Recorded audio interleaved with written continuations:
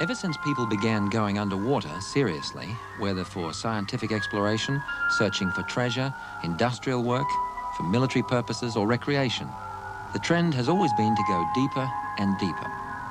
But the deeper you go, the more complex and dangerous the details of human life support become.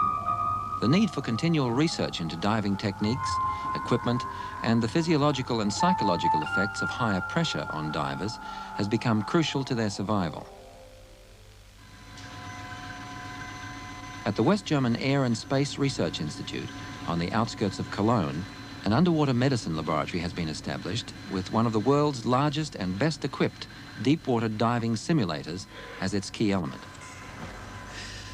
Well, the whole thing is set up as 4 interconnecting pressurized chambers that can simulate the conditions that exist in the open ocean at depths of up to 1,000 meters. The first chamber looks like one, but actually it's 2. There's an access lock at the far end, and then living quarters for divers at this end. This one here duplicates a detachable diving bell. The 4th chamber, which is actually called the wet pot and is built on the floor beneath me here, is actually able to simulate the conditions that a freely operating diving bell like this might encounter in the open ocean. But perhaps you can see it a little more clearly in these illustrations.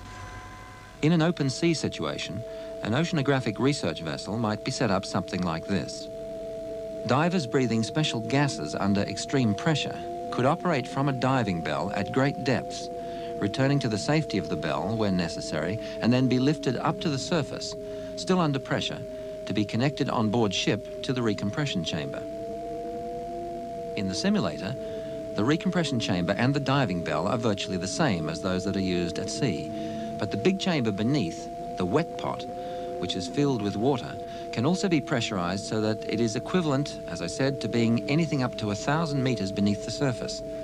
It becomes, in effect, a small piece of deep ocean from which divers can operate under controlled conditions.